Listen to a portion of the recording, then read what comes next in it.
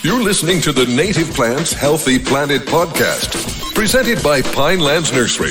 Here are your hosts, Fran Chismar and Tom Kinesic.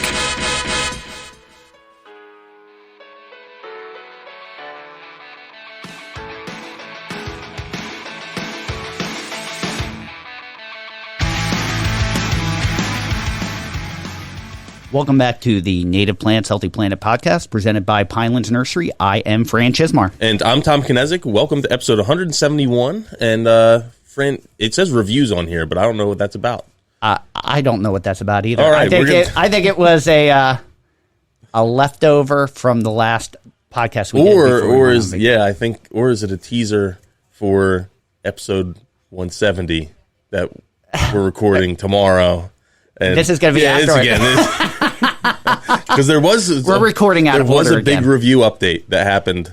There was a week or two ago. So I have a feeling that was just there from episode 168. Yep. And I think that was me when I was begging and pleading for reviews. That's what it was. It was. So I just didn't take it out.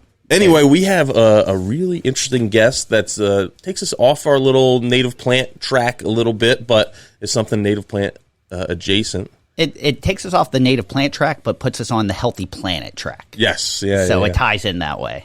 Yeah. So good thing we put both of those in the title of the podcast. So we have someone here from TerraCycle. So Eric, why don't you introduce yourself and tell us a little bit about TerraCycle? Sure, absolutely. So my name is Eric Ascalon, and I'm the Global Director of Community Development for TerraCycle. Quick elevator pitch on TerraCycle. TerraCycle is we're based in Trenton, New Jersey, born and bred, but we work in roughly 20 countries throughout the world. And our mission, the mission of TerraCycle is to eliminate the idea of waste. And what this means is that we come up with solutions to, among our programs, we come up with solutions to recycle those things that are not traditionally recyclable. So TerraCycle doesn't deal in your curbside recycled bottles and cans and cardboard and so forth. We deal with everything but. So, and in addition to coming up with solutions, we have a staff of material scientists that play with materials, figure out how they can be recycled. So in addition to coming up with those solutions to recycle those materials, we work with consumer brands to integrate difficult to recycle materials into their packaging and products. And then we have some other very innovative teams and divisions that we'll discuss today that does just amazing things with waste. Yeah, it's awesome. You know, for me, living local to TerraCycle's headquarters, I had mentioned before we went on air, like my children had toured the facility back when they were in Cub Scouts, and I knew of TerraCycle because we had the products on our shelf at home. Yeah. And it always just felt like a local business to us, which it is. But then all of a sudden, time goes by, you take a look, and it's like, oh, this is global. It is. It is. This is global. So how did, if we could just start for our listeners, because we have listeners all over the world too, that maybe aren't familiar with TerraCycle, just how did TerraCycle begin, and how did that journey kind of get to today? Sure. So our founder, Tom Sacchi, was a student at Princeton nearby. And while he was a student, he created a company, I believe, out of his dorm room to package and to create and package worm poop fertilizer. Okay. I don't know if there's a technical name for worm poop fertilizer, but I like that term. So he created the compost and then packaged it. And when he was looking to create the packaging for his products, rather than create new packaging, which necessitated mining for virgin materials, which in the case of plastic is of course petroleum, he wanted to utilize existing repurposed bottles from beverages. So he kind of created a network of collections for repurposing of these beverage containers to utilize for the worm poop fertilizer, and he marketed and sold these products wholesale to nurseries, to all kinds of stores, and over time he really the emphasis changed from the worm poop to the actual packaging, and he became very interested in trying to develop solutions for on both reuse and recycling of things that traditionally could not be recycled. So that's, over time, he outgrew his Princeton dorm, and the company relocated to Trenton, where we've been ever since. And this was, the company was first founded roughly, I think, 20 years ago. Wow. Now. So. Yeah. If you don't mind, do you feel like you wasted your time at college now? Oh yeah, of course. I didn't start anything. But you didn't start a global business? No. As a very basic question, what are some examples of some of the things that you will recycle that aren't traditionally recycled? Absolutely. Wow. So there are so many. I mean, there are literally, dozens and dozens of waste streams that we have programs for. And if there aren't programs for it, we can come up with a solution for it. But some examples, and some of these I'll talk about in more detail later. Everything from kind of multi-layered materials that are products that are of a size, of a shape that cannot be recycled through traditional recycling lines. Some examples are flexible film packaging, things that are multi-layered, such as like your flexible drink pouches. Yeah. Okay. We have programs for pots and pans. We have programs for my favorite, which I'll go into detail later, is we have a cigarette butt recycling program. I like the sound of that. We can recycle gum, contact lenses and contact lens cases.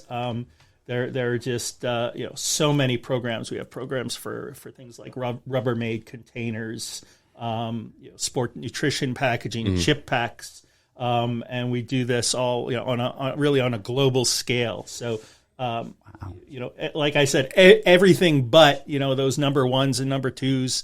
That you can recycle curbside in the aluminum cans. What I love, where it started out as, someone could have easily have made their money and said, this is my business. But it's continually like, I see a problem, how do we fix that problem and expand it to where it's at today? Like, I first learned of TerraCycle, we had the worm poop fertilizer, and we bought it without knowing who TerraCycle was, and the fact that it was natural and in a recycled container, and that was the allure without us knowing. And then my kids through elementary school were doing the Capri Sun like my kids had the Capri Sun pencil holders, pencil bags, and notebooks, and like when they toured, they sent me a picture of a suit made out of Dorito bags, which was pretty amazing. It's funny you mentioned the Capri Sun packaging. So I've been with TerraCycle now for a couple of years. Okay. My wife is a first grade teacher in Burlington County in Cinnaminson, and about a decade ago she came home, and this is before I knew anything about TerraCycle.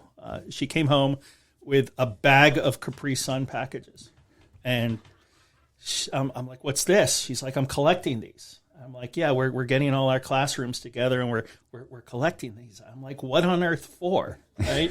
And then she told me there was this company in Trenton called TerraCycle, and they're recycling these things, and they're also making really cool things out of it. And that's how I first learned about TerraCycle. It's through the Capri Sun program, and I started doing some reading on the company, and I said, wow, that sounds like such a cool place. And I said, and I've been watching it ever since, waiting for the right opportunity, to.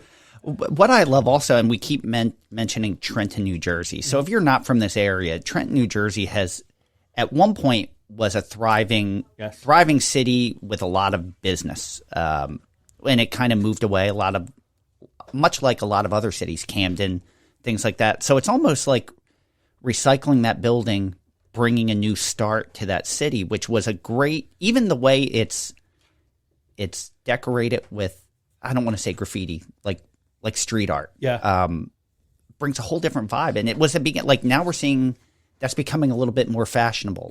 Our customers, Princeton Hydro, just redid the Roebling building and moved in there. I don't know if they did it, but they moved into a remodeled Roebling building. And it's just nice to see almost like a renaissance or a new start for Trenton, New Jersey. Yeah, absolutely. It's when you come into Trenton, and you'll see this at night because it's lit up. But there's the bridge that crosses the Delaware River in Trenton, and it says what Trenton's longstanding motto was: Trenton makes, the world takes. And that was when, during the heyday of Trenton as kind of an industrial power. Of course, in the surrounding area with Roebling, I mean, that's where all the steel was manufactured for the the great Bridge. Suspension bridges, Brooklyn Bridge, I think. Brooklyn Bridge and such. And so Trenton was absolutely, it was an industrial powerhouse. And then over time, the city decayed, and it's kind of like. The mission of TerraCycle is almost, it's almost like the kind of the next step for Trenton, from industrialization, from Trenton makes, the world takes, to, Trenton takes what and recycles what the world makes, right? I love that. So, yeah. Oh, that's awesome. Yeah. And in terms of our building, our headquarters are just so unique.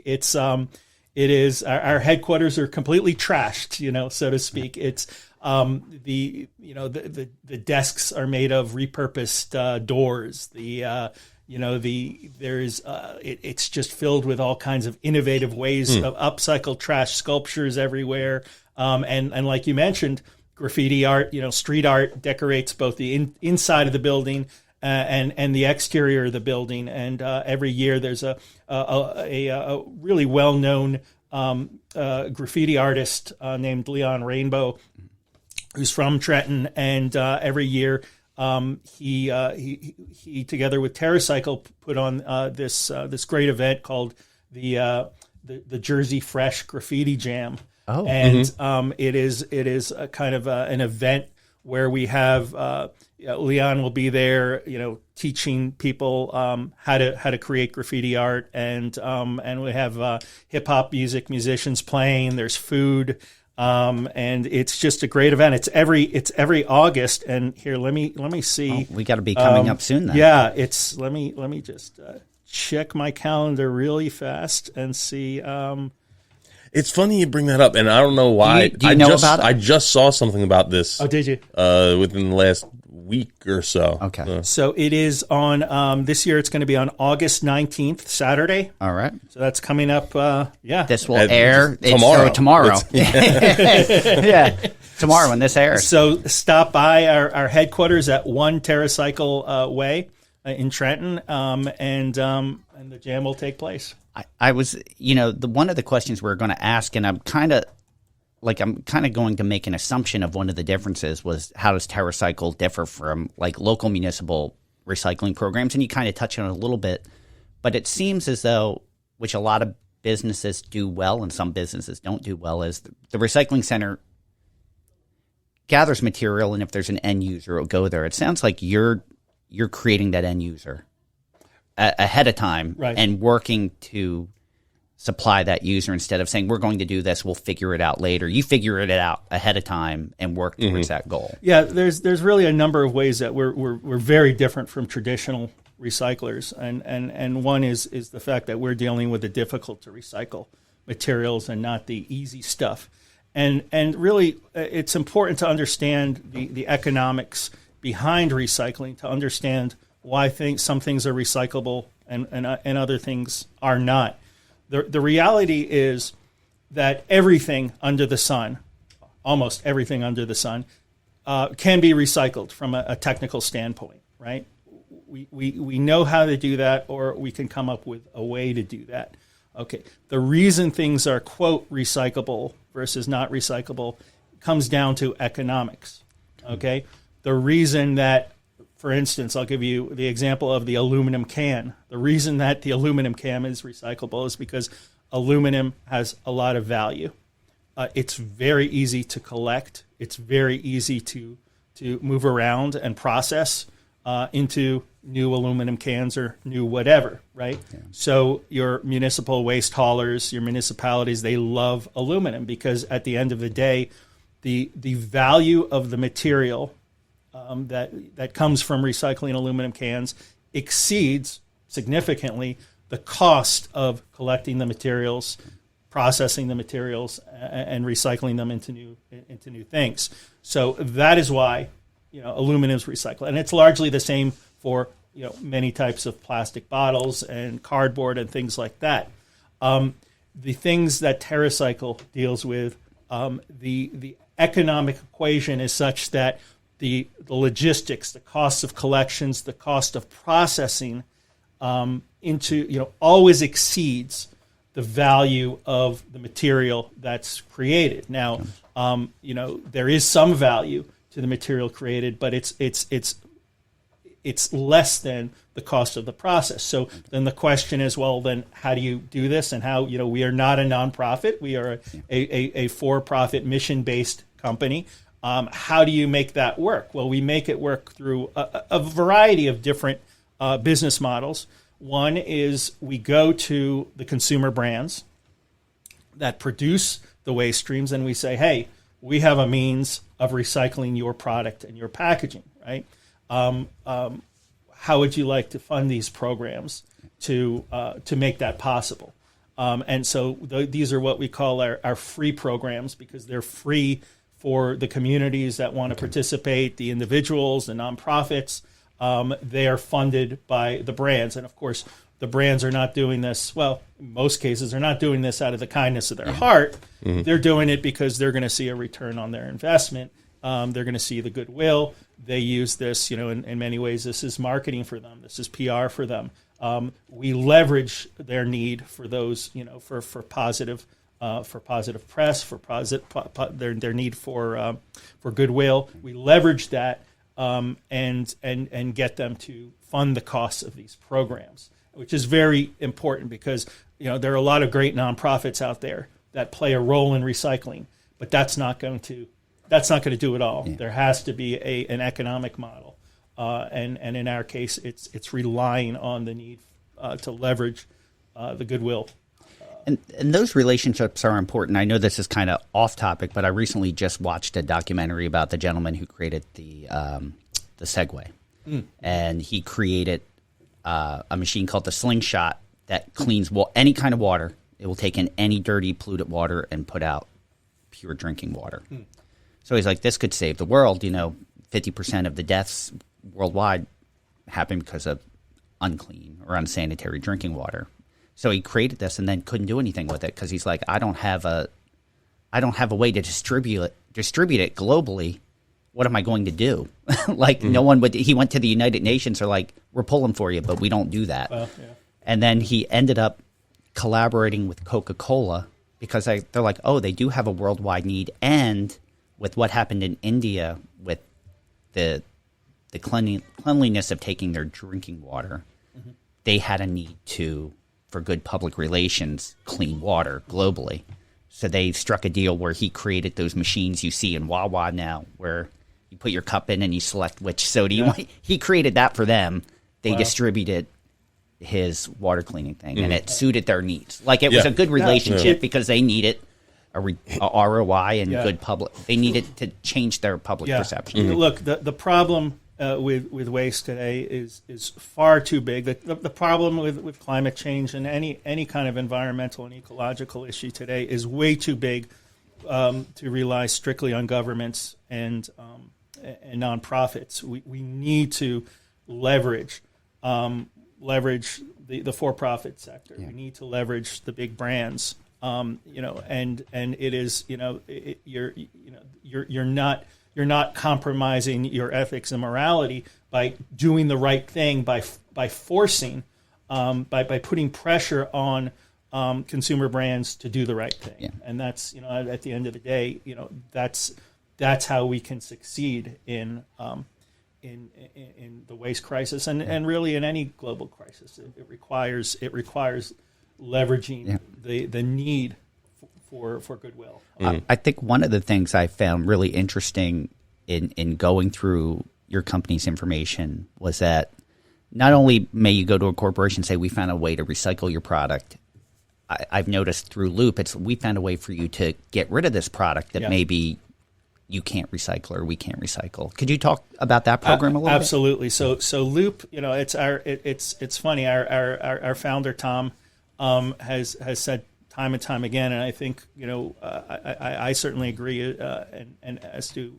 probably most people in the industry, that recycling is not the solution to our waste crisis.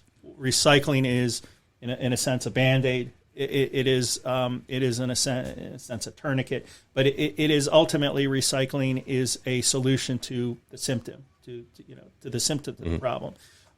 Ultimately, the problem that we're facing today is the result of our insatiable need for convenience, and single-use plastics really came about largely post-war, post-World War II in the 1950s. They were this incredible convenience that, if you look at the early advertising, there's a great Life magazine somewhere in the 1950s had an article on plastic, and it celebrated plastic as this great thing, and it's an image that shows this family standing here with just totally surrounded by plastic packaging, plastic containers, plastic bottles, and they're throwing it in the air, celebrating. Now we would look at that image today. We do look at that image today and say, "My God, they're in a trash heap." But this was a time when, when plastic was celebrated as this revolutionary thing that can make our lives easier, and it did make our lives easier, but not without a cost. Loop is a division of TerraCycle dedicated to reuse. And, the idea here is, if you think about the milkman of, prior to the 1950s, prior to the plastic revolution, the milkman came to your house and delivered you several quarts of milk in glass bottles. Those glass bottles were not owned by the consumer. Those glass bottles were owned by the manufacturer, by the dairy. The consumer paid a modest deposit for the ability to use those glass bottles.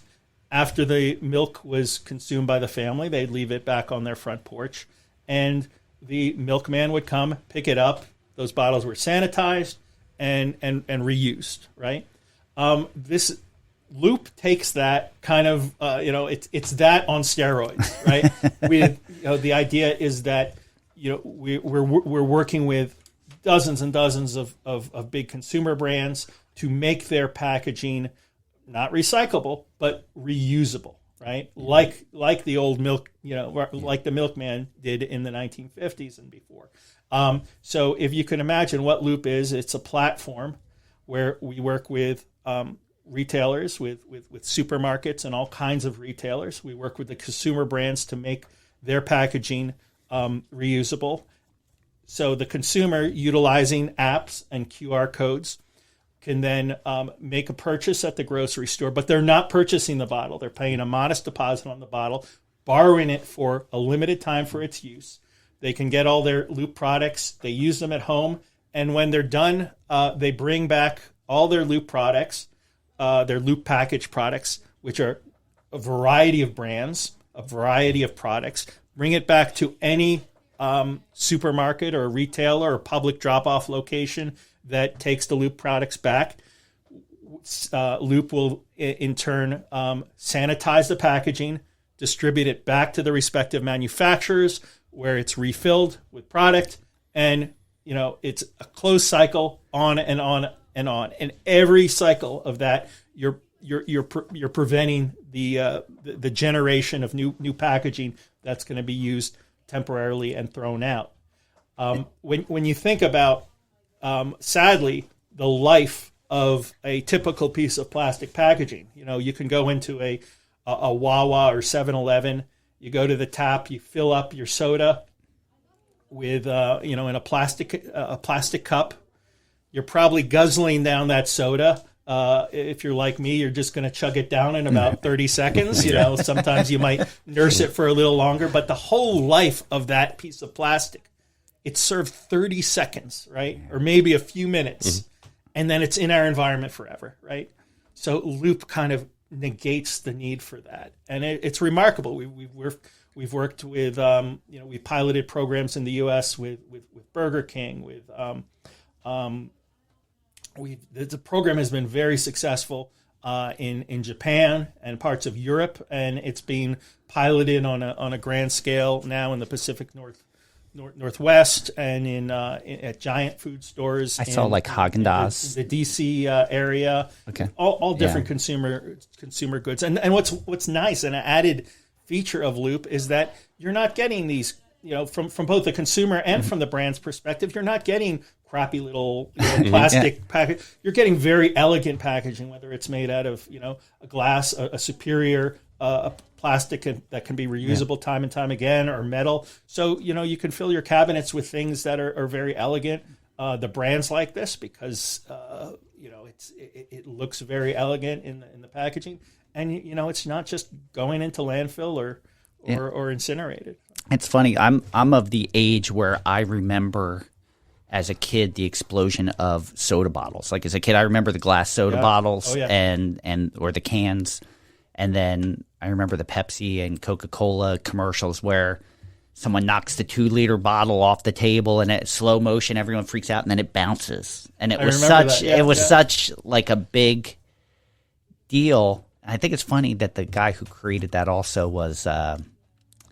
For DuPont is the son of the artist N.C. Wyeth and the brother to Andrew Wyeth. Is that right? Yeah. So is that quite a family there between one created art, the other one created the plastic bottle. But it's just it was such excitement over that. Like we don't have to worry about things breaking, but there was no thought of what happens to this when you're done. It's funny. Like not too far from here. So TerraCycle employees, of which. I should mention there's about 200 of them in the Trenton area, and we have about another 300 at our offices, throughout our other offices throughout the world. Well, all employees at TerraCycle get VTO, so volunteer time off. So 2 days a year, we are encouraged to go and do something for a cause or do something. And I having spent some time working in the Pine Barrens. For nonprofits, which I can get into later. Awesome. But I took a bunch of TerraCycle employees on a litter cleanup trip down along the Mullica River, and we scouted out and filled up a trailer full of trash that was out there.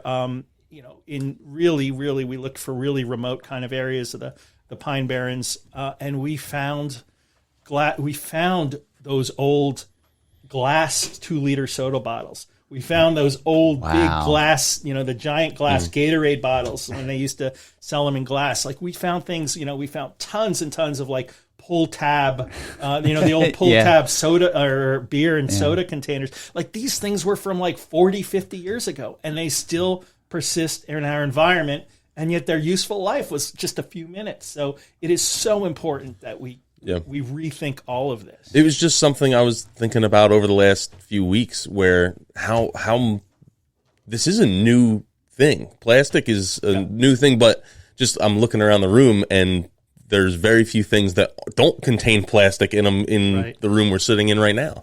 Right. In fact, there's a book I've referenced a bunch that was called Plastic, and it kind of talked a lot about this and how much single-use plastic we use. And the woman set off to do a whole day where she didn't touch any plastic and lost when she hit the snooze button on her alarm clock and then the door handle to go to the bathroom. And she's like, well, I'm going to write everything I touch that is plastic instead. And I forget how many pages she filled up over the course of a day.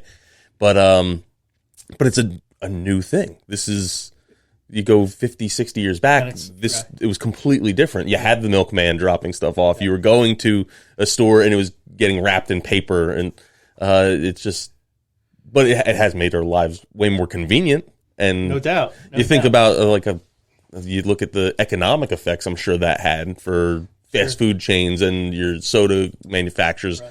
They weren't able to do some of the stuff they're able to do now. Well, I think of the styrofoam packaging for burgers and things like that. But you bring up a good point. Like, it has made our life more convenient. So the way to kind of wean ourselves off it is to create programs that are equally as convenient, or as close as you can. And that's why, like with Loop, the idea is to make reuse as easy as disposal, right? And that's the challenge, right? We all, for our environment, for our ecology, we all have to make a lift, right? We're too, it's too easy to do the wrong thing. We all have to make a lift. And there's some of us, among us who will go through everything. Like they'll walk across town to do that lift, right? But and that's great, but that's like the 2 to 3% of the champions of the environment. But in order to make it, really work, it has to be something that many of us, or the majority of us, are willing to do, right? And that's where, that's where you have to make it convenient to recycle. You have to make reuse convenient. Here in New Jersey, just over a year ago, in May of 2022, we passed in New Jersey the single-use plastic bag ban. And I remember leading up to it, they were, the complaints, you listen to like some talk radio station, and it was going to be the end of the world, New Jersey requiring reusable bags. And it was like, oh my gosh, it's the end of the world here. And everybody was, not everybody, but there were so many people that were complaining about how this was going to destroy everything. And we're a year into the program. And you know what? Nobody's really complaining anymore. I think people will occasionally forget to bring in their reusable bags. And, I've done it, and I usually kind of like balance 20 things on my hands as I go and bring it to the car. Or, you have the option of buying another reusable bag at the market. But for the most part, this has been a great thing. And there's so much resistance to any of this, any of these new implementations. But once they become, once they're in place, they become second nature. And that's...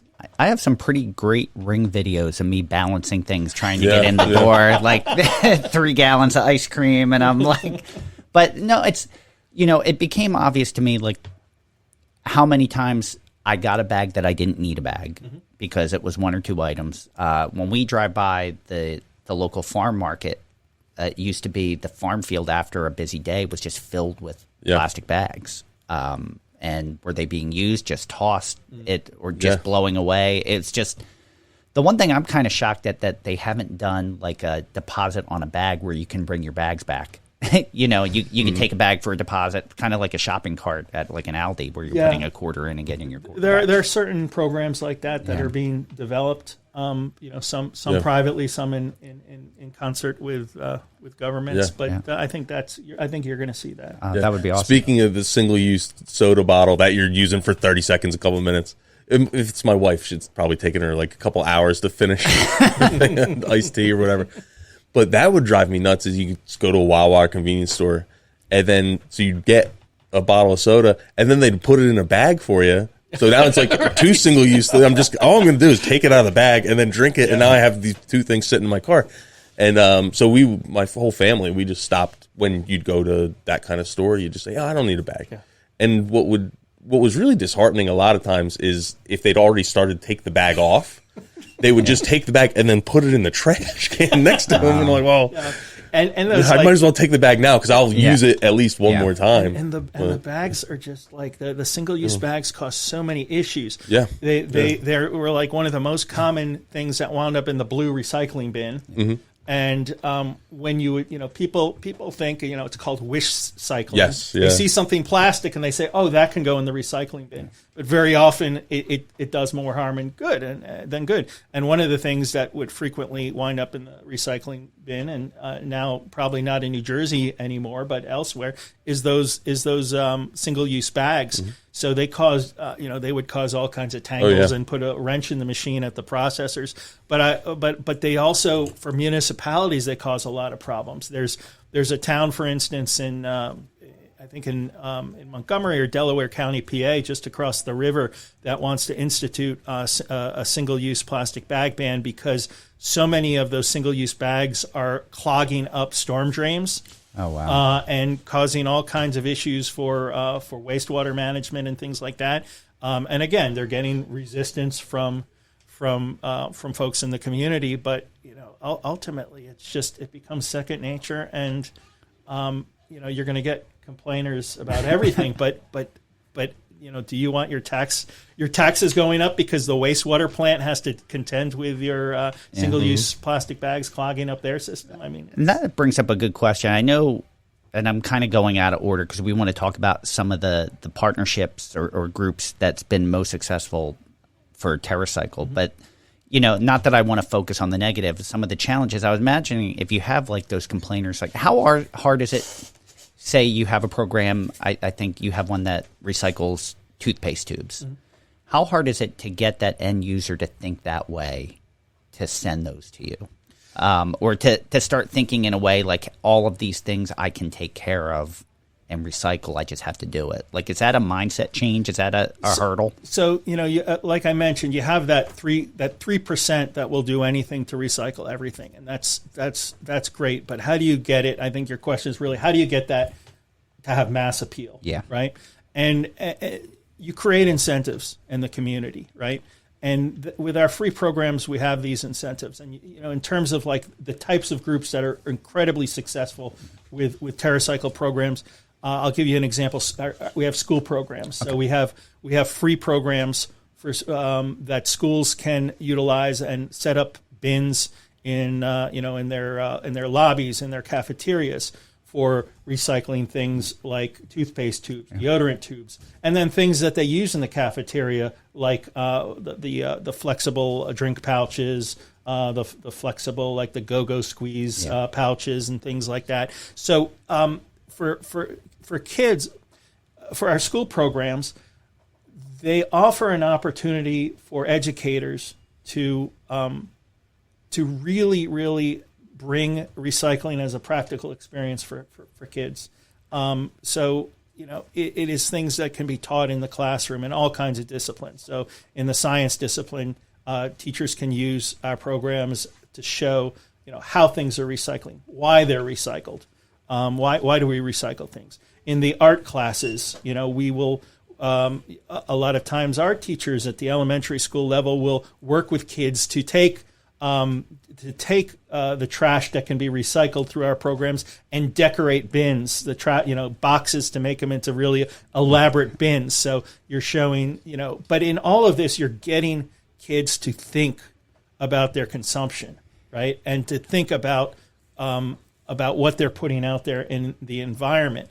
And so we've been really successful in our school programs because it really, it becomes a learning experience. And what's great is like here in New Jersey, we have pretty good municipal recycling programs. So kids are really accustomed to recycling from an early age. Most of our towns have those blue bins, to separate the materials. But 30% of the United States is a recycling desert. And it's surprising, you expect those to be in like very rural areas. But we work with like suburban Chicago on programs. And once you leave Chicago and go to some of these ring suburbs, there are suburbs there where there's no curbside recycling. Wow. So these programs, by integrating these in the classroom, they not only serve to recycle the difficult to recycle things, which is great, but they also serve to get students, to get teachers, giving them the opportunity to teach lessons on recycling and get kids into a mindset that is necessary so that the next generation doesn't allow our curbside, our easy stuff to go into landfill and incineration. So, it's great working with schools. And it's great working with teachers and students, because this is not only increasing the recycling rate for those difficult to recycling things, but it's developing a mindset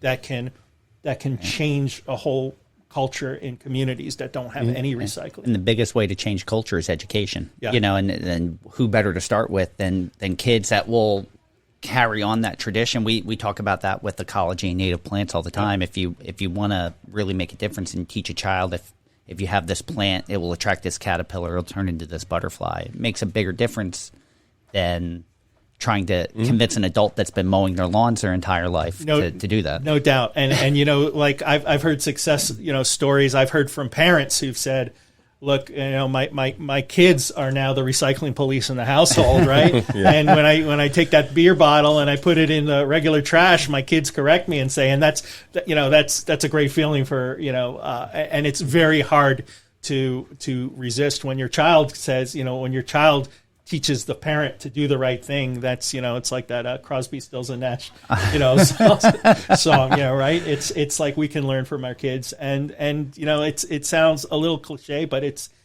so true in the area of recycling and environmental change.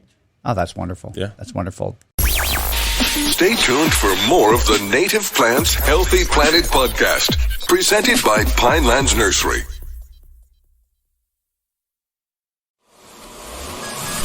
Welcome back to the Native Plants Healthy Planet podcast, presented by Pinelands Nursery. Out of reading all the programs, the one that, if we could just touch on, the one I found the most interesting was Tiniest Biome. And is that a partnership? So we have, there are different divisions of TerraCycle, and I mentioned, our free programs. Yeah. Really quickly, I'll get to Tiniest Biome, but I mentioned the brand sponsored programs, right, which are our free programs. And then for those waste streams that we don't have brand sponsors, we have programs where businesses and individuals can purchase what's called zero waste boxes to recycling all different waste streams at their home or at their business. And then we have kind of large scale freight based recycling where we work with manufacturers and so forth to recycle really, really, large volumes of items that would otherwise go into landfill. Then we have a regulated waste division that's based in the Chicago area, which works on recycling of those things that are required by law to be recycled, things like batteries, electronics, light bulbs, things like that. And then we have, I mentioned Loop, our division Loop. We have I don't want to forget to mention in Thailand we have our foundation where we work. We have a full-time staff of employees there that set up river traps on the rivers and canals there that clean up canal plastic before, which is the source of most of our ocean-bound our ocean plastics comes from canals and rivers largely in certain areas of the global south. Including Thailand. So this program really works not only to capture that canal and river plastic before it enters the ocean, but we also work to educate the communities there, which often don't have adequate means of waste disposal, so that giving them alternatives to throw their waste into the canals and rivers. So those are kind of some of our divisions, and then that's wonderful. We see that it's the National Aquarium that has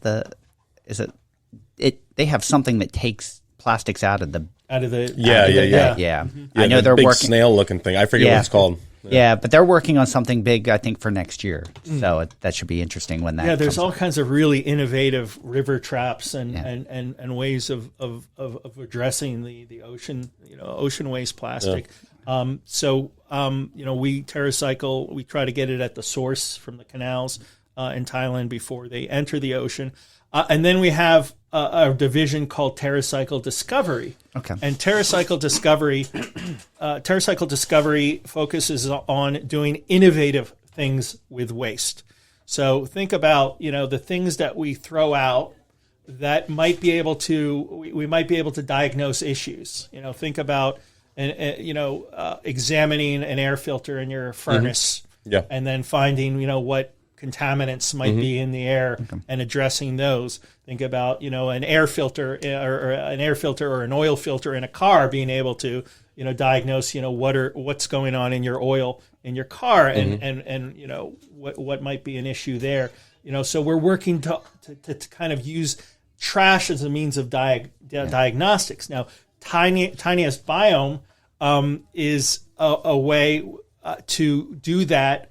you think of like TerraCycle started off with worm poop. Well, now we're dealing with baby poop, right? So interested, parents of newborn and young babies and can essentially send in their poopy diapers, and a lab will analyze the contents to see whether there are any nutritional deficiencies or things in the biome markers, and then make generate reports on that for the parents and share with them advice on this is a program that we do in collaboration with licensed doctors, nutritionists, and a PhD in, I believe, medical research that allow us to offer this service. It's pretty innovative. Gut biome is something that comes up probably once every 2 months with us, and we, there was a study I think I found where they were saying if you were born in 1970, which is where I was born, compared to being born today, how much less you would have to eat to maintain the same weight because of difference in gut biomes and preservatives. And again, talking about a product, you mentioned preservatives were created during, what was it, World War II? Yeah, a lot of was it Monsanto? I don't remember those details, but a lot of our today's diet that we have was a product of World War II and nuclear apocalypse happening. And hey, we need to go into a bunker and we need this stuff to last. It wasn't like corporations came and just did this to do it. There was a reason they did it, and then it just happened to be that, well, it's very shelf stable and there's no reason to stop.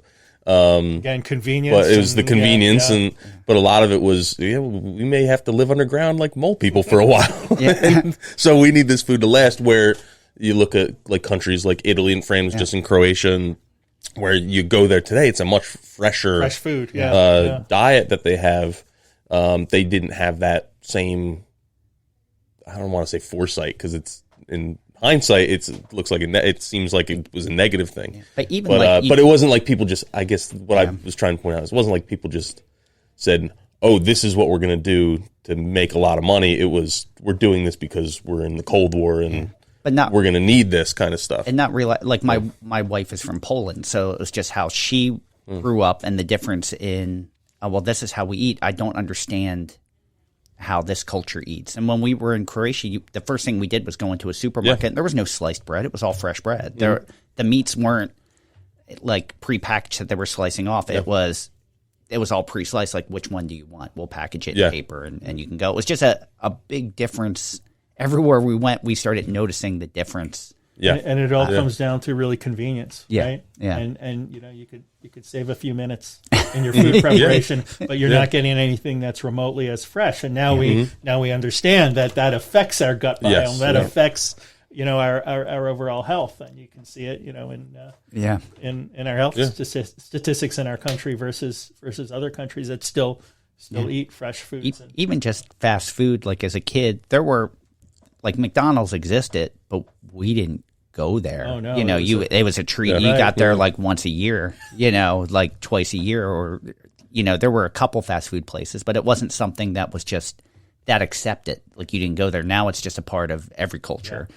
You can go to any suburb and think, doesn't, like, they're indiscernible based on the main street with all the fast food places. Right. So but that's, I saw that one. I was like, now that's innovative. Absolutely. And it's at a very reasonable price point. It's a very innovative program, and it's part of our whole TerraCycle discovery of doing all kinds of innovative things with waste. And awesome. So we, obviously having a company where we're very cognizant of recycling and what we use and how we reuse it. What is your view on EPR, which is extended producer responsibility, just in general, just like an overview, like what your thoughts are, or the company's thoughts? Yeah, I think, TerraCycle's programs are, for the most part, we engage brands and manufacturers on a voluntary basis, with the exception of, say, our regulated waste division, where they're recycling things that by law cannot be disposed of in landfill or incinerated.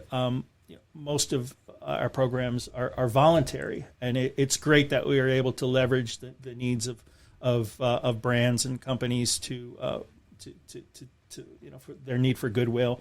But ultimately, really, we need as a society more extended producer responsibility, where the people are loath to allow the government to regulate things, but in this case, it is very necessary, because the true cost of a consumer good that we buy, and look, we have cheap goods all around us. The true cost is not reflected in the price we pay. The true cost is the price we pay plus, the tail end to that is, how do you resolve the waste from that product? How do you resolve the pollution in the manufacture of the product? And that cost is borne by all of us consumers, but for the most part, not by the manufacturers, not by the brands. So extended producer responsibility is really just taking that responsibility away from the consumers, away from the individuals that bear that cost, and put it back at the at those who manufactured the product in the first place. And there are really good ways to do this, well thought out ways that are not arbitrary or that place too much a burden on the manufacturers, but that are in scale with what the actual you think of, for instance, mattresses. Mattresses are big, bulky items. They have a lifespan, and at the end of the lifespan, they go into the landfill. And municipalities essentially, I believe it's roughly, it costs a municipality $50 or so to deal with a single mattress. Wow. Right? Now, thinking about between the logistics of picking up the mattress at a consumer's house, and then doing something with that, it takes up a lot of space in landfill. So it costs roughly $50. Now think about that. So why are the taxpayers paying that when that is a direct result of the manufacturer, right? So there are instances where there's legislation that's either active or being proposed that will make the mattress industry responsible for that cost of disposal, either coming up with a solution for it that doesn't cost the taxpayer anything, or that where the manufacturer will compensate for that. Now that just makes logical sense. Like, why am I paying for somebody else's mattress as a taxpayer? So when we stop looking at regulation as a burden on society, and when it's implemented in a thoughtful way, when we see it as as taking the burden away from the taxpayers, it can make a lot of sense. And that's where extended producer responsibility is a good thing. The problem is, in our political climate on a national level, we don't see it happening. In the near term. Well, it's interesting when you're faced with resolving an issue, what you're able to come up with, especially when it affects multiple people. In the nursery industry is not the same thing, but trying to do away with peat moss, knowing that this is a product that needs to stop being used, but how do you replace it? It's a integral ingredient in what everyone does. So how do you do it? And then you start seeing products like what's the paper? There's pit moss. Pit moss, recycled paper. A recycled paper product. Now they're using, it's another wood fiber product that's a byproduct of the lumber industry. A lot of what the pine bark that we use already in the nursery industry is a byproduct of the lumber industry. This is like the finer stuff. They're doing some process to it and turning it into what used to have been disposed of, I guess, is now able to be like a peat moss replacement. And then going back to the extended producer responsibility, one of the things that's been talked about here in New Jersey is that happening in New Jersey, and we're looking at it from a nursery perspective, where it would fall onto us is with nursery pots, which is kind of like the big black eye on the nursery industry as a whole is we're growing all this good stuff and putting green things out in the world, but we're using a lot of plastic to get there. And again, it ends up a lot of times being single-use plastic because it goes to the consumer and we don't get it back. Some of the stuff that's been talked about in New Jersey is actually making a program where we would take that back and then have to find a or offer to take it back and find another use for it, which is daunting for us to think about because we're used to growing plants, not thinking about ways to not thinking of the recycle logistics of. But I've actually seen some of the plastic nursery pot manufacturers are creating programs now where they will take their products back. Right. They won't take other people's products back, but they'll take their products back. And that's a way to kind of leverage. It's a good thing that they're doing, but it's also a way to gain some business because now I'm not going to go and get some from here and some from there, and I'm going to get it all from you because I know I can send it all back if I have to. Sure. But that's just one of the things that, like, ear to the ground, we can kind of hear is coming, and it's we're not sure what to do yet. And it's not like this is something that may happen. This is happening. Yes. It just hasn't happened yet, and you'll probably have a good 10 years to figure it out. Mm-hmm. So that is daunting, but in a way, if you're forced to do it and everyone, we're all in this issue, so if we all work on it together, maybe there's a way that you can come up with, like one place where all the pots go and they get redistributed back out. And that's when you think of extended producer responsibility, one thing, if it's done on a national level, it puts everybody on the same playing field, and it doesn't advantage certain manufacturers over the other, and it requires the industry as a whole to come up with solutions. So again, it can be a very good thing, and it's needed in many areas. If it were national, that'd be great. What makes it tough is nursery products tend to be cheaper coming from the south. Yeah. So if this adds more cost on the front end to the plant material, there's an opportunity for other people to say, "Oh, I'm just going to get it from Georgia." But and not to get too off, but the thing with that though is if they get them from Georgia, they don't have a place they can go send the pots back. That's true, and that's a big thing for a lot of the landscapers is they don't want to be saddled with the trash either. The amount of calls we get They'd back rather bring saying, them "Hey, back, can we bring these back?" But we don't really have a use for them, so. But it's it's a hard thing for us to tackle on our own. And that's where I think the legislation and regulation does a good thing because it kind of sets everyone on the same playing field. It creates a demand for an outside player to come in and kind of say, "Hey, I'm going to be that central hub. Right. I'm going to take everything and then distribute it in the way that works." Yeah, and it's interesting. Like TerraCycle would be able to come up with the solutions if we already don't have them for the recycling. But again, there's a cost associated with it. Now, does that cost come from individual wholesalers or landscapers, or does that come from the industry as a whole? Right? It's got to come from somewhere because the bottom line is like to recycle something like these pots is not the end value of the material is not going to cover the costs. So, and I think, but if you think about what we spend on pots every year, like you'd have to weigh that against what it would cost to have those cleaned and brought back to you. Maybe it's not that bad. Yeah, you're talking about some kind of reuse, reuse, mechanism. And I should clarify too. This is the legislation I've seen isn't just for nurseries. It's for anyone who sells a plastic container. So whether it's hand lotion, soda, anything, they have to have some kind of program in place, whether it's something they do themselves or it's a third party or a national company is coming to do it.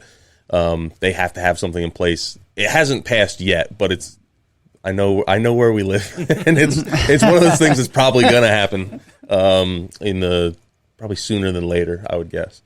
But I think it's as it happens here in New Jersey, and I think it's already happened in California and New York. Eventually, it's going to trickle its way across the rest of the country.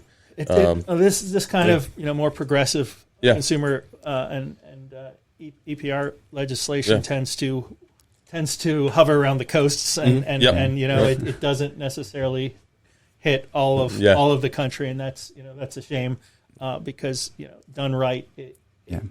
It'd solve a lot of problems. Yeah. Oh, definitely. But I like the fact that we kind of all have to figure it out collectively, which is probably going to produce a better solution than if we each had to figure it out on our own. Yeah, it's something it's like I said, it's daunting, but it's something I'm looking forward to in a sense because it's a better alternative than what we're already doing. Right. It's hard to buckle up and just do it. on your own sometimes. Now, what I would like to see is these, and this is a pipe dream, but you have the nursery pot producers.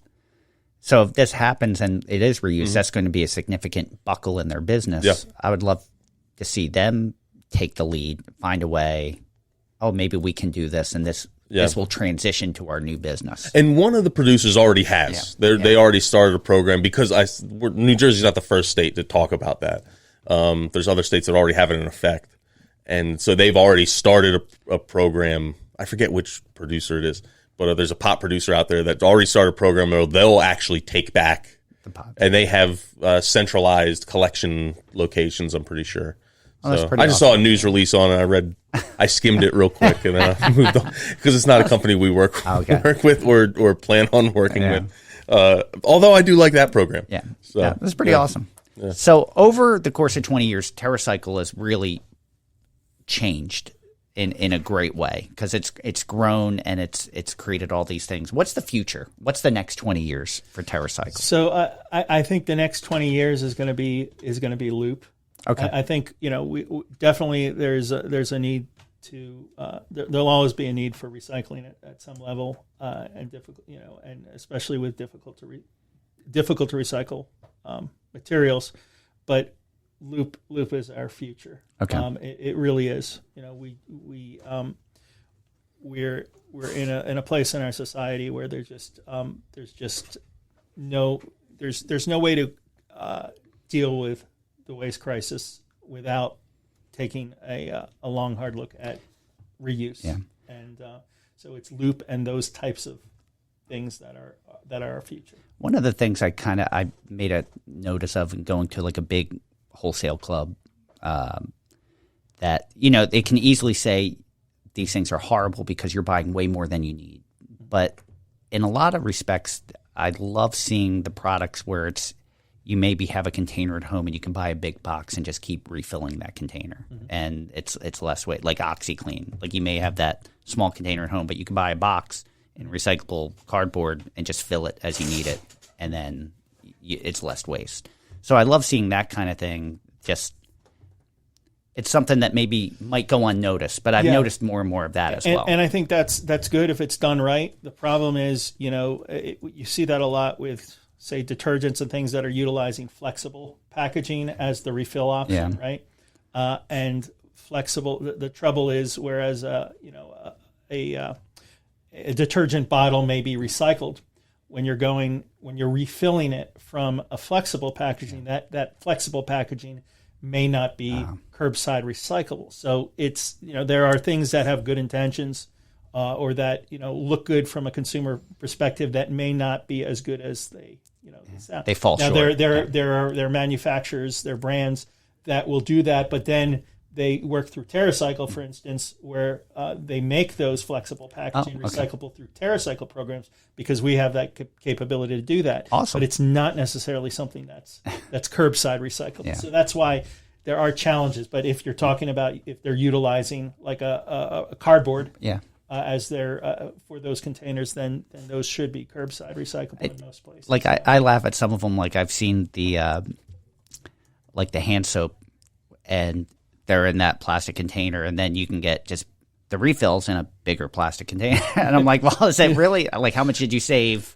with that? Like those are the ones I kind of chuckle at. But like when I saw the cardboard box, I'm like, all right, that I can get behind. So you mentioned you've only been at TerraCycle for a few years. What led you? What was your journey to TerraCycle and recycling? Because you're very passionate and very well versed, and I love hearing that. And I'm always interested. It's always funny that people that are passionate about something tend to find it at some point. Yeah, and it's like it seems a perfect match for you. Yeah. How did you get there? It's a journey. It's a journey finding it. And I mentioned earlier about how I first learned about TerraCycle a decade ago when my wife came home with those Capri Sun packets. So, that's when I kind of had, TerraCycle on my radar. and thought maybe one day it'll be a good fit. But I went through, my background is I went to college at Rutgers, and then I studied law, and I actually practiced law. I was a litigator for a portion of my life. I burnt out from that really fast. It wasn't a good fit. I see myself as somebody who excels at building bridges and building relationships. And as a litigator, it was all about destroying, knocking bridges down and destroying relationships. So eventually I left, and I practiced other law in other areas and more transactional areas. And then I found myself over many years working in business development and community development, where I kind of got to utilize my passions for building relationships. Prior to the pandemic, I was earning a paycheck working in a field that I really wasn't very passionate about. It paid well, but I wasn't really aligned with what the company was doing. And during the pandemic, I kind of reassessed, and that's when I decided that it was time to make a change. And around that time is when I saw that TerraCycle was looking for somebody to head their community development team, and the rest is history. So, but your community outreach spans beyond TerraCycle. You were mentioning earlier the Garden State Film Festival. Yeah, so you mentioned passion, right? And I am very passionate about what I'm doing at TerraCycle, and I've kind of determined that earning a paycheck is not enough. It's it's nice, but you have to be passionate about what you're doing. So I, as on a volunteer level, prior to joining TerraCycle and now still after, I've been involved in a number of organizations that where I find that passion, and one is the Garden State Film Festival. So I chair our phenomenal board. We're a festival. We're based in Asbury Park, and we do an annual. Our big festival is every late March every year in Asbury Park, and then we have satellite showings around the state and around the region. But we bring in filmmakers from all across the globe for this event. We're the largest film festival in New Jersey, and we have an emphasis. We have film blocks on environmental and sustainability films, which is one of the things I really love. We profile the work of both student filmmakers and very established professional filmmakers on all kinds of topics and all kinds of in addition to kind of narrative and pure entertainment. We deal with a lot of very controversial issues and issues relating to the environment and climate change, and I love being part of that. And I would say, as a plug, we currently have a call for entries for next year's festival. So if there are any filmmakers out there that are doing something on any topic, but I imagine for this audience, anything relating to climate, sustainability, environment, ecology, gardening, anything of that sort, please visit the Garden State Film Festival's website at gsff.org. Awesome. And you'll find the information on our call for entries.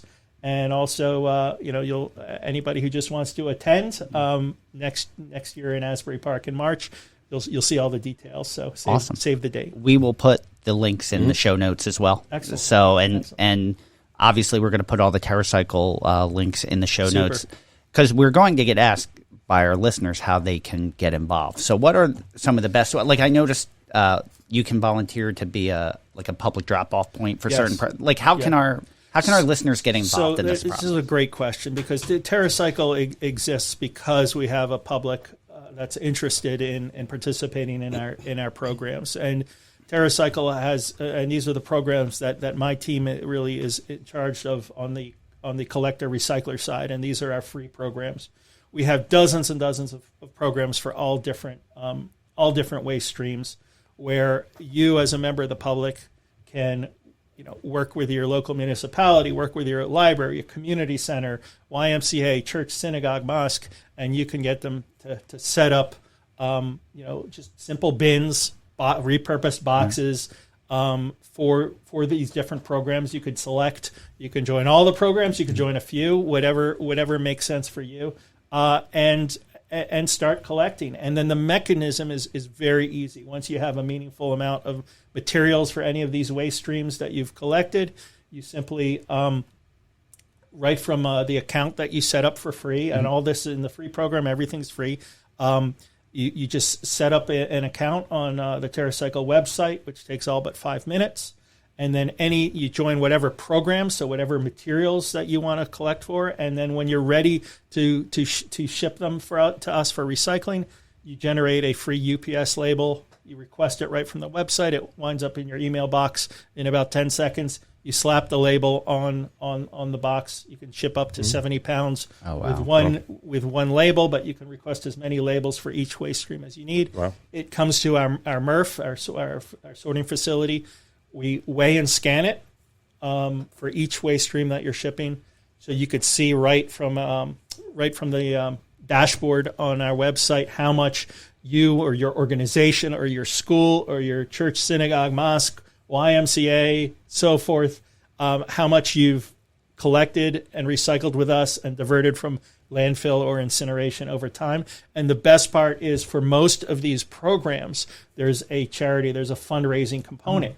So $1 per pound that you ship to us for recycling, you earn what's called TerraCycle points. $1 per pound can go to any nonprofit of your choice. Oh, that's awesome. So if you are a nonprofit, whether it's a religious organization, a school, or an NGO, or just a small community organization, you can allocate those points back to yourself, and then twice a year you get a check. It beats relying on the bake sales. And there are schools that often schools will participate through PTAs, or municipalities will participate through their green teams. Some of these organizations will raise lots of money. To date, TerraCycle programs worldwide, we've raised $45 million for schools and nonprofits of all shapes and sizes through these programs. There are individual schools that raise thousands of dollars every year in these programs, just for, we're not asking anybody to send in a check. You just send us your trash, and then you get these points. So it's like cash for trash. So they're remarkable programs, very easy and turnkey to get involved in. There's never any minimums in terms of, how much you need to commit to collecting and recycling in order to participate. So it's whatever works for you. We work with, all kinds of individuals, schools, all the way up to private businesses at a high level, like Amazon facilities, for instance, participate in our programs. But from the smallest school to the largest corporation, there's a place for participating in TerraCycle's free programs all over. It's hard not to get excited. Hearing about this, you can hear it in my voice. Right? Yeah, it's contagious. It's contagious. Yeah. So we've hit the point where we're at our last question, and we typically always ask the same last question, but we kind of altered it. Instead of asking what your favorite native plant is, we were curious what your favorite product to recycle. So out of all these programs over the years, what is the one that gets you the most excited? That's an easy one for me. All right, okay. So it's our cigarette butt recycling program, and this is a very interesting program. I'm really excited. Like, I can't tell you how much every time I see one on the street, it bothers me. Yeah.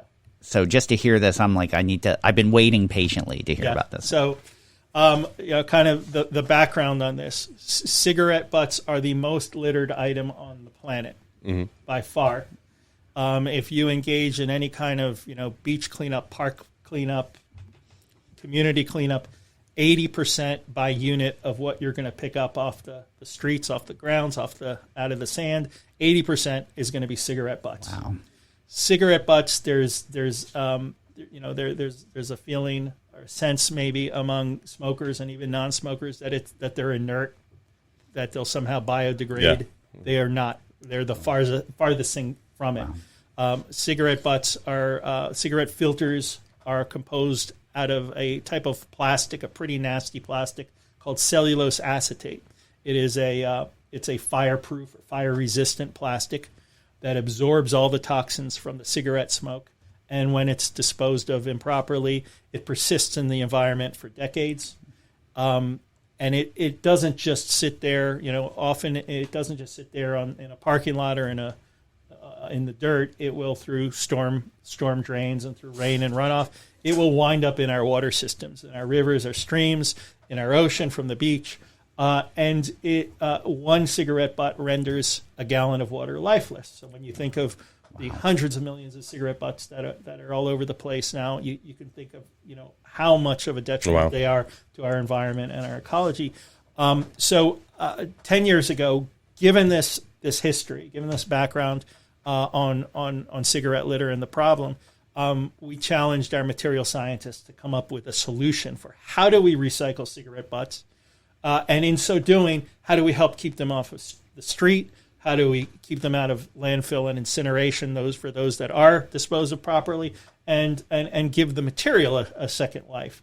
Our material scientists, who are just remarkable, came up with a proprietary process for mechanically recycling the cigarette waste. And what they do is, first of all, it goes through a separation. So the organic components of the cigarette, so that's your rolling paper, your residual ash and tobacco, is commercially composted. Mm-hmm. Okay. The actual plastic, the cigarette butts, are sanitized and then go through a multi-step process and are then powderized. That powder can be, through extrusion, can be pelletized, and it goes into the manufacture of new products, giving it really a whole new life. So the most common things that we create out of cigarette litter is outdoor furniture, so park benches, picnic tables, tool handles, so agricultural tool handles and so forth, gardening tool handles, composite lumber for decking and so forth, and then commercial pallets. So those are kind of some of the things that we make out of cigarette litter. Yeah. So participation in this program is absolutely free. You can set up. You can work with communities, with your local municipality to set up recycling or to set up cigarette receptacles. You can use. You don't have to purchase our receptacles. You can use any existing collection infrastructure like you see on boardwalks and in downtown main streets.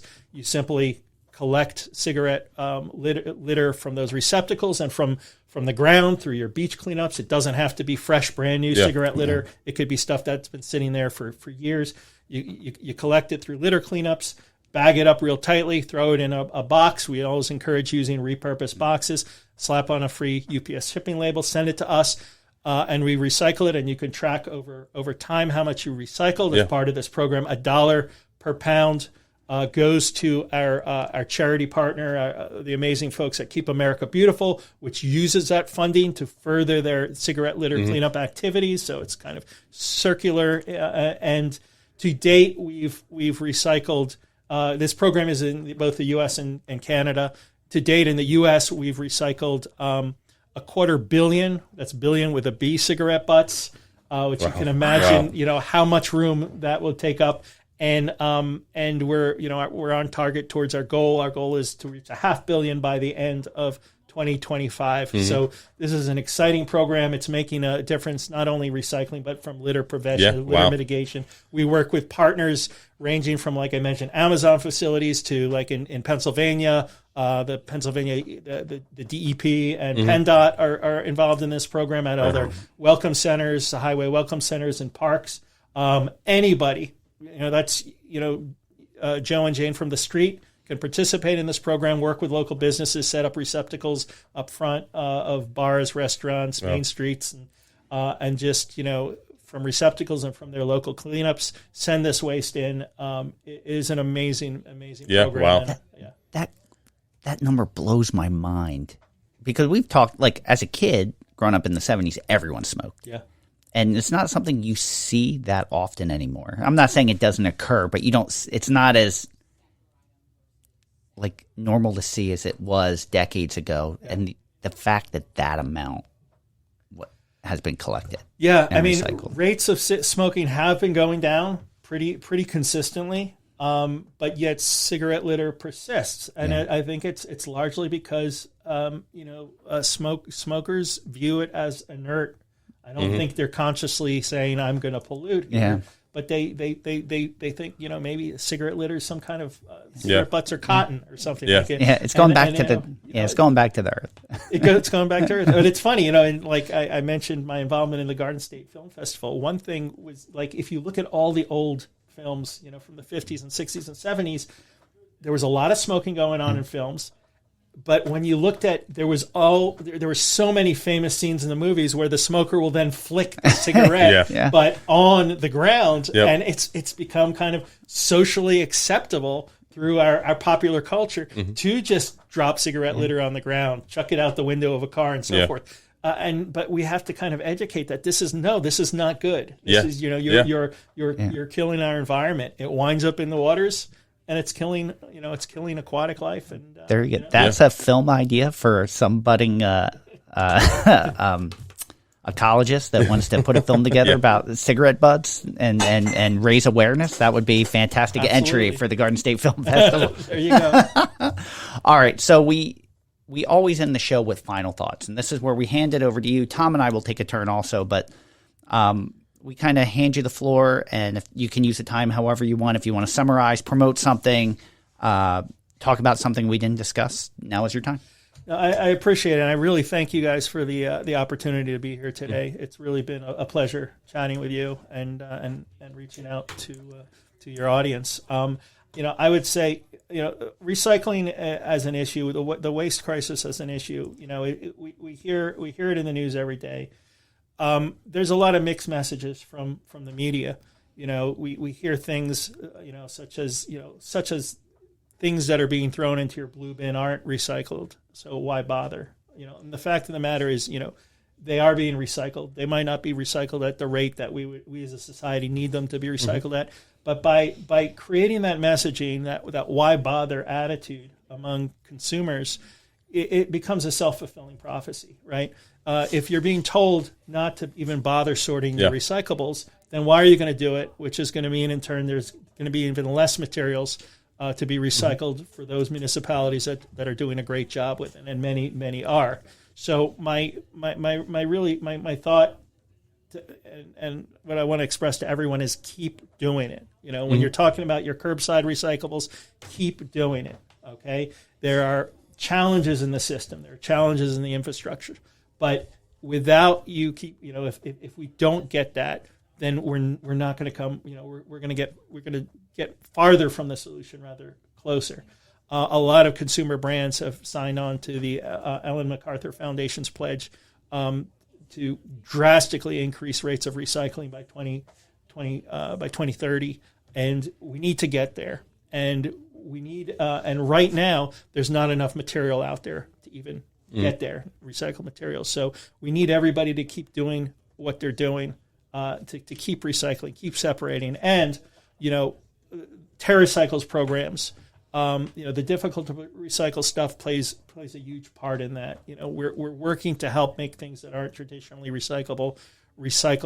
And, and the more people that participate in these programs, the more the consumer brands are going to see, wow, I really, they're going to see, I really need to develop a program to make sure that my products can be recycled. Yeah. So you're not only doing something physically, but you're sending a message to the consumer brands, and you're increasing, by doing this, you're going to increase rates of participation by the brands that will need to fund the recycling of the waste streams that they've created. So this is very, very meaningful. It is, I'm very passionate about it, as you can see hear from my voice.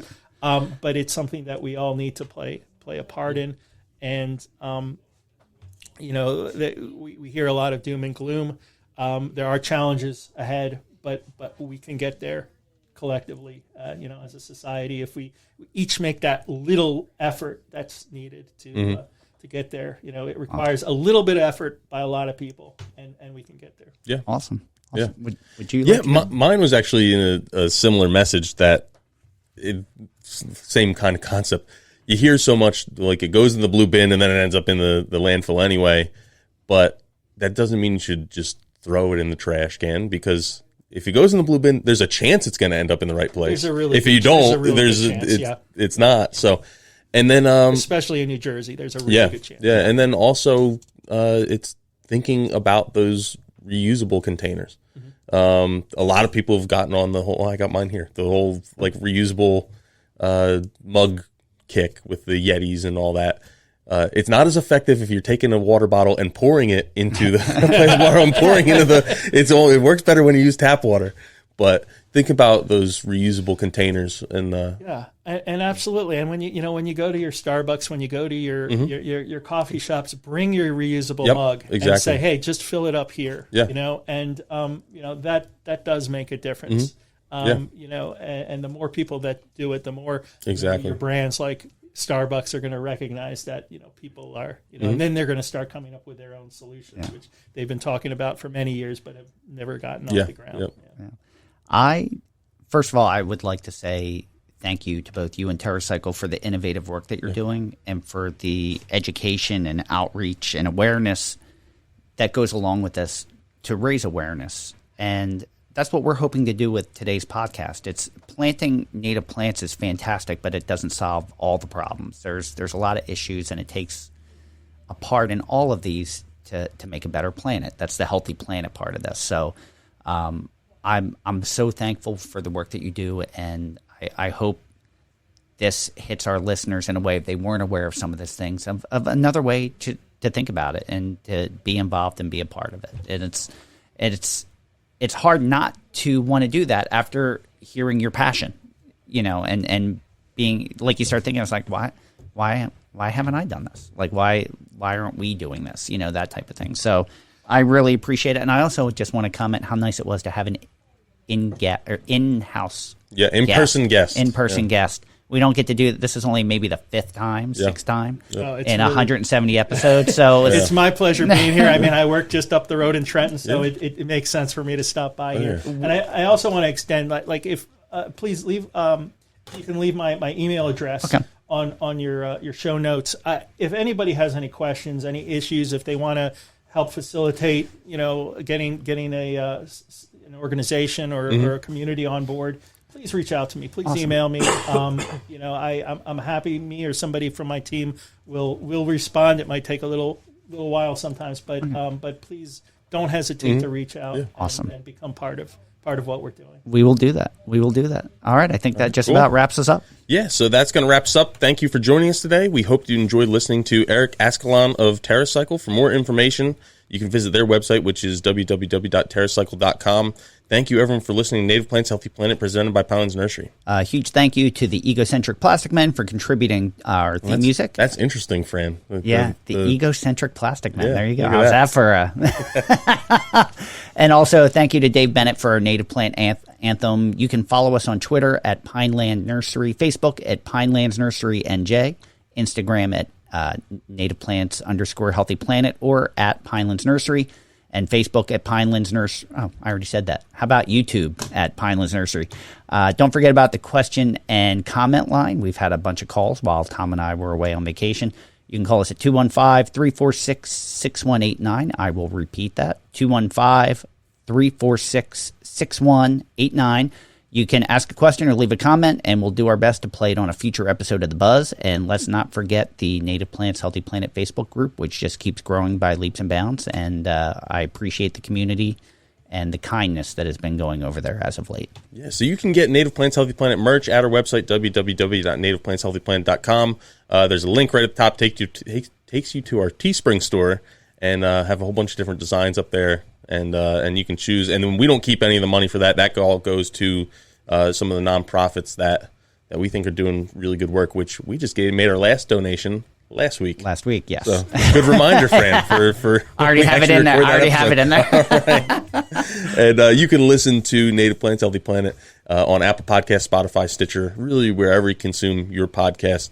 Do us a favor, leave us a 5-star review, and hit subscribe. Those go a really long way. And if you do a little write-up with that 5-star review, I will give you a shout out on one of our Buzz episodes. And from your last call, a lot of people have done that. Yeah, we can't thank you enough really for that. appreciate You have that. a lot of thank yous. Yes, I do. So, or you've done. Well, I have one more today, and that is thank you, everyone. I'm Tom. And I am Fran. Thank you again, everyone. Coming up next week, we will have a brand new Buzz episode, so make sure you tune in. And until then, keep it native.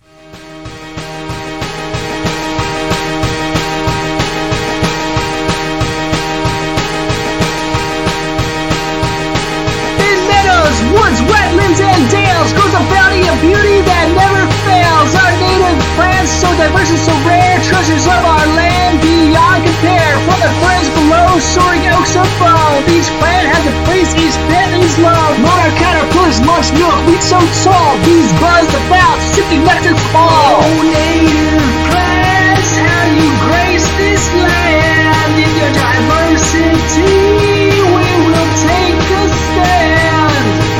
To preserve our generations of calm, their beauty and potency second to none. To protect and preserve the earth, to restore the native plant movement you just can't ignore. Goldenrod, asters, and flowers galore. Monarch is so stunning, can't help but adore. Their colors, their fragrance, a feast for the eyes. Their value to wildlife, no need to disguise. Native plants, how you grace this land. In your diversity, we will take a stand.